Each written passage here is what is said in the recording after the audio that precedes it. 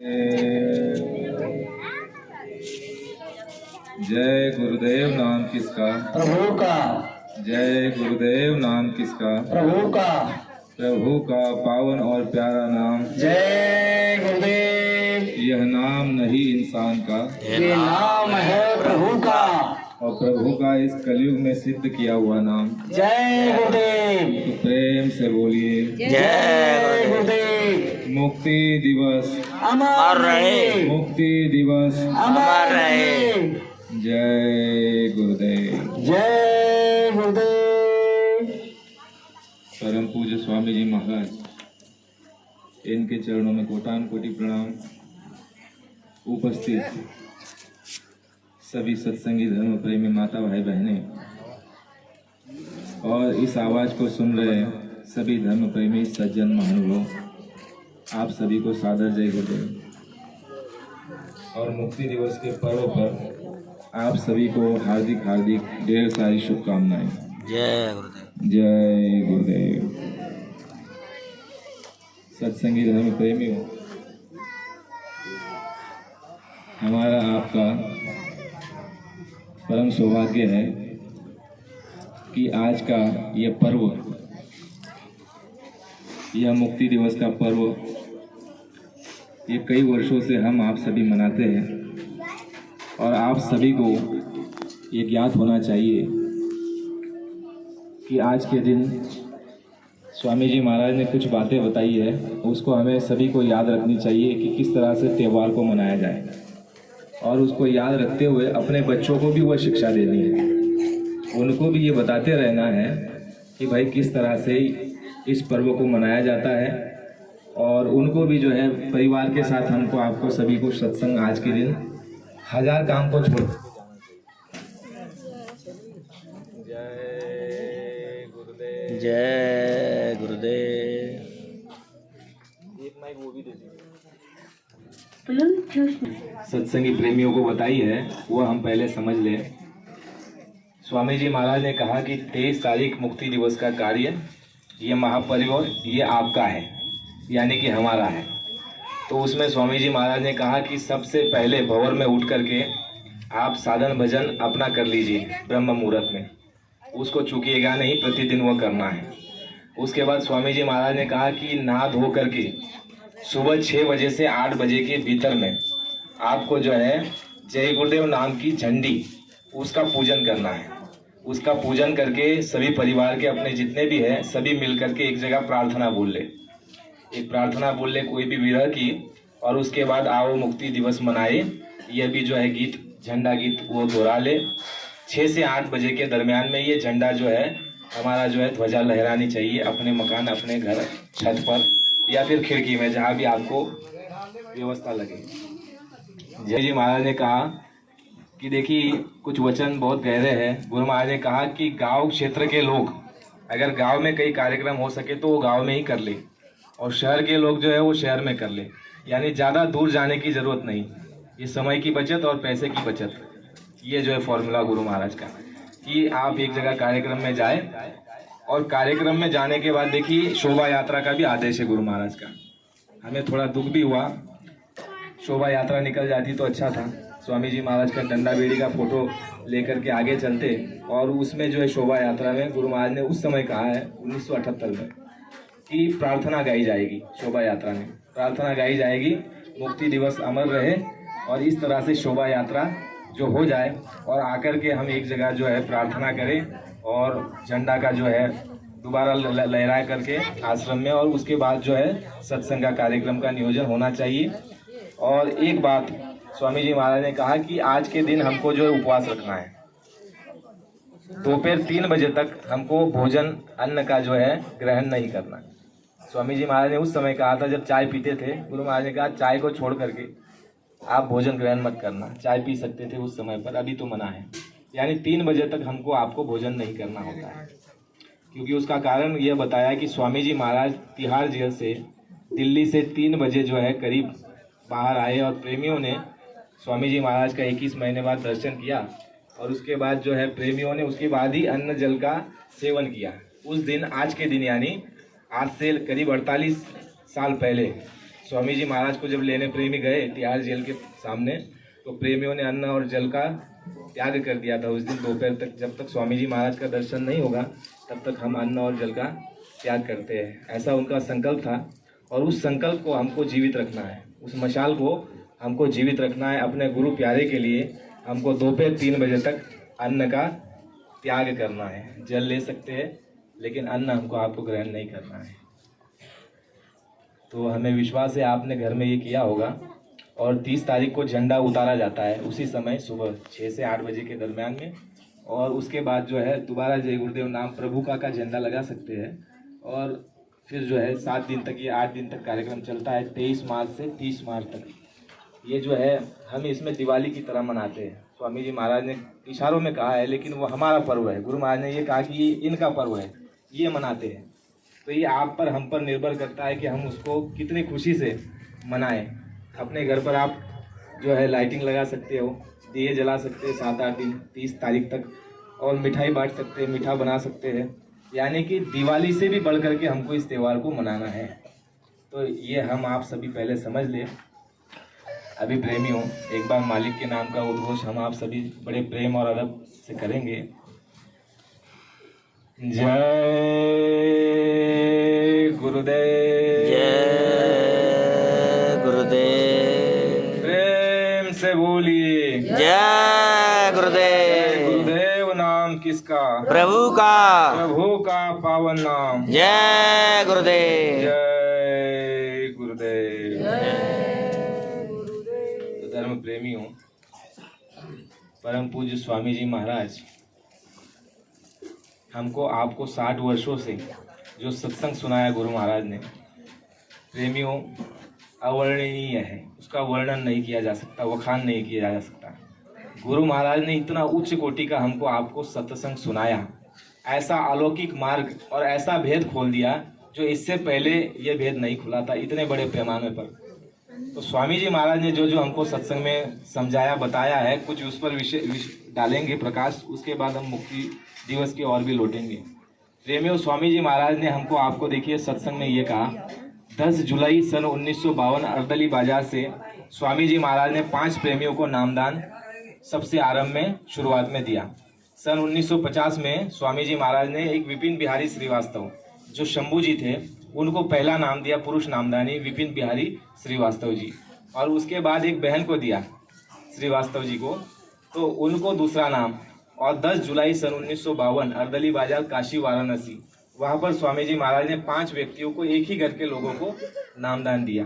और प्रेमियों, स्वामी जी महाराज ने जो सत्संग सुनाया, उस सत्संग में गुरु महाराज ने ये बताया कि बच्चा तुम बड़े सौभाग्यशाली हो, तुम बड़े सौभाग्यशाली हो। वो कहा क्यों? स्वामी जी महाराज ने कहा कि तुमको यह मनुष्य शरीर मिल गया जिसकी सभी धर्म शास्त्रों में कूट कूट करके जो है उसके बारे में वखान किया गया है कि बड़े भाग से मानुष तन पावा, सुर नर सब ग्रंथन गुण गावा। यानी बड़े भाग्य से तुमको मानव शरीर मिल गया है। गुरु महाराज ने कहा कि तुम बड़े भाग्यशाली हो। किससे भी बड़े भाग्यशाली? गुरु महाराज ने कहा कि देवताओं से भी बड़े भाग्यशाली तुम हो। देव दुर्लभ, देव दुर्लभ कहते हैं, यानी देवताओं के लिए जो दुर्लभ वस्तु है वह कौन सी है? ये मनुष्य शरीर। और गुरु महाराज ने कहा बच्चा ये तुमको मनुष्य शरीर जो है अब की बार उस मालिक ने दया कृपा करके तुमको ये मनुष्य शरीर दे दिया जो सबसे बड़ी निधि है। स्वामी जी महाराज सत्संग में ये कहते हैं कि बच्चा सबसे अमूलक मानव तन तुमको मिल गया। अमूलक वस्तु जो कहते हैं गुरु महाराज। उसके बाद स्वामी जी महाराज अमूलक वस्तु देखिए किसको कहते हैं?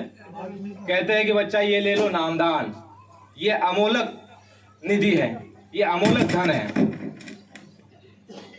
ये इशारा देते चले जाना कि कितना समय रहेगा आगे। तो स्वामी जी महाराज ने सत्संग में पहले, जब तक हम आप ये नहीं समझेंगे कि भाई हमको किस तरह का हमको जो है अधिकार है, तब तक हम कुछ भी नहीं कर पाएंगे, हम शून्य हैं। तो स्वामी जी महाराज ने जो है नीचे शुरुआत से पायदान से, प्रथम पायदान से शुरुआत किया। कहा कि बच्चा ये देव दुर्लभ मनुष्य तन तुमको अब की बार मिल चुका है और ये बड़े भाग से मिलता है। अनंत जन्मों की जब पुण्य इकट्ठा हो जाता है उसके बाद ये मनुष्य शरीर, मानव तन, ये जो है ये देव दुर्लभ नर नारायणी शरीर ये तुमको हमको मिलता है, ये ऐसे नहीं मिलता है। स्वामी जी महाराज ने दूसरी बात इसको जोड़ करके बताई। अब देखिए, गुरु महाराज सत्संग में बता रहे हैं कि ये पुण्य के प्रताप से मिलता है मनुष्य शरीर। पहली बात आप इसको समझिए, ये हमने पहले सुना कई जगह शास्त्रों में भी, लेकिन और जो विशेष बात, विलक्षण बात जो गुरु महाराज ने जो भेद खोल दिया, उसको भी आप और हम समझने का प्रयास करते हैं। स्वामी जी महाराज ने दूसरा कारण ये बताया मनुष्य शरीर मिलने का और देश की इतनी बड़ी आबादी होने का। गुरु महाराज ने ये कहा कि बच्चा, जितने भी संत कबीरदास जी से लेकर के इस धरातल पर, इस भूमि पर जो अवतरित हुए, उन सभी महात्माओं ने, संतों ने जो है 84 के जीवों पर संस्कार डाल दिए। कैसे संस्कार? गुरु महाराज ने कहा कि उनका देह का इतना प्रताप होता है, दया नहीं, गुरु महाराज कह रहे हैं कि उनका देह का, उनके शरीर का इतना प्रताप होता है कि वह जिस पेड़ की छाव में बैठ जाए, उस पेड़ का वो शरीर, यानी वो योनि कटने के बाद उसको दोबारा तुरंत मनुष्य शरीर मिल जाता है। जिस पेड़ की छाव में महात्मा बैठ जाते हैं, गुरु महाराज ने कहा कि उसको अगला जन्म मनुष्य शरीर का। गुरु महाराज ने कहा कि जिस पेड़ का फल महात्मा खा लेते हैं, उस पेड़ को दोबारा जन्म मनुष्य का। गुरु महाराज ने कहा जो कीड़े मकोड़े जो महात्माओं के शरीर से स्पर्श कर जाते हैं, उनको भी दोबारा मनुष्य जन्म के अधिकारी वो जीव हो जाते हैं। कौन से?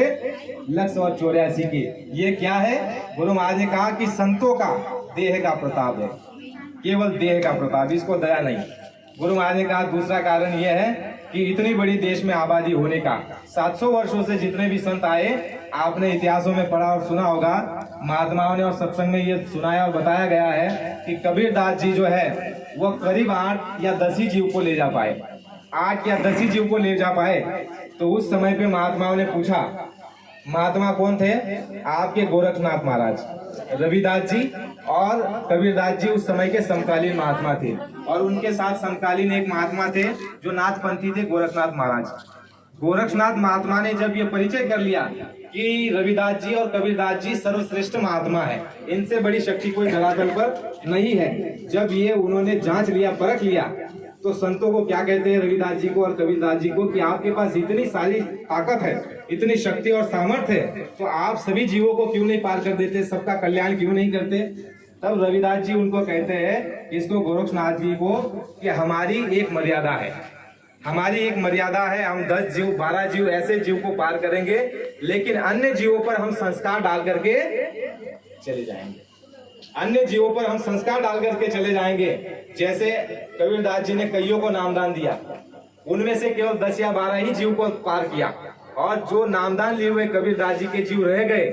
तो स्वामी जी महाराज ने क्या कहा, एक दफा सत्संग में देखिए चर्चा चल रही थी, तो गुरु महाराज ये कह रहे प्रेमियों को कि बच्चों, ये जो दद्दू है, दद्दू नाम करके एक प्रेमी थे आश्रम में स्वामी जी महाराज के पास। तो गुरु महाराज ने प्रेमियों को ये बताया कि बच्चों, ये जो दद्दू है, ये कबीरदास जी का जीव है। विचार करो, कबीरदास जी को हुए 700 वर्ष हो चुके हैं, लेकिन अभी भी वो जीव जन्म ले रहा है। तो इसका तात्पर्य यह है, गुरु महाराज ने कहा कि जितने भी संत महात्मा आए धरती पर, उनकी एक मर्यादा थी, एक सीमा थी जीवों को पार करने की। तो गोरखनाथ जी ने जब पूछा, जय गुरुदेव, गोरखनाथ जी ने जब पूछा कि आप सभी जीवों को क्यों पार नहीं करते हो, आप 10 या 12 ही जीव को ले जाने की क्यों बात करते हो? तो रविदास जी कहते हैं कि गोरखनाथ जी, बात यह है कि हमारी एक मर्यादा है, हम कुछ जीवों को पार कर देंगे और कुछ जीवों पर संस्कार डाल देंगे, और जिन जिन को नामदान देंगे उन सभी को मनुष्य जन्म तब तक मिलता जाएगा जब तक उनका आत्म कल्याण, सदगति और वो अमरलोक और सतलोक में जब तक दाखिल नहीं हो जाते, मनुष्य शरीर मिलता चला जाएगा। लेकिन परहेज बताया कि 2 परहेज है। 2 परहेज कौन से हैं? मांस, मछली, अंडा और शराब से दूर रहना, और पर स्त्री को माते समान समझ। ये 2 परहेज सख्त बताए गए। ये 2 परहेज का अगर पालन नहीं किया जाए तो महात्माओं ने कहा कि फिर आपको जो है 184 में नरकों में जाना पड़ेगा। लेकिन फिर भी महात्मा उस जीव की डोरी पकड़े रहते हैं। अब जैसे उदाहरण के लिए कबीरदास जी ने जो है एक मछुआरे को, नाव चलाता था मछुआरा, उसको नामदान दिया। अब वो मछुआरे ने नामदान तो ले लिया, और नामदान ले जाने के बाद घर में जाकर के मच्छी खाने लग गया। कबीरदास जी ने प्रेमियों को पूछा, अरे बच्चा, वो फला व्यक्ति जो है मछुआरा, वो आता नहीं है, जरा जाकर के देखो तो सही उसकी क्या हालत है।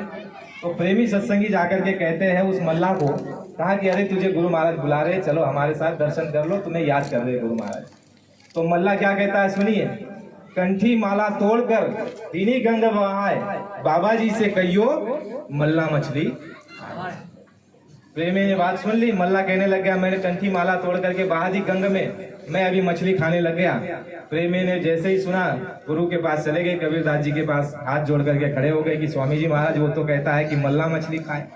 तो कबीरदास जी ने कहा कि बाबा जी का कंठी सोठा मल्ला मछली खाए, यानी कहते हैं कि आज वो जीव नरकों में पड़ा है। आज भी विचार करो, ये भूल में कभी मत रहना कि नामदान ले लिया है तो मनुष्य जन्म मिलते ही जाएगा, मिलेगा जरूर, लेकिन लक्ष्मण रेखा के भीतर मर्यादा में। गुरु महाराज ने कहा कि भले साधन भजन नहीं भी किया जाए, लेकिन अगर मांस मछली अंडा और शराब और पद स्त्री से दूर रहेगा तो उसको मनुष्य शरीर का अधिकारी, वो तब तक उसको मनुष्य शरीर मिलता जाएगा जब तक उसकी सदगति नहीं हो जाती, यानी अगले महात्माओं के पास उनको ट्रांसफर कर दिया जाता है। दूसरा कारण ये बताया गुरु महाराज ने कि वो जीव कबीर, नानक, पलटू, रैदास, इनके जितने भी जीव हुए, हो सकता है कि हम आप भी किसी महात्मा के जीव रहे होंगे।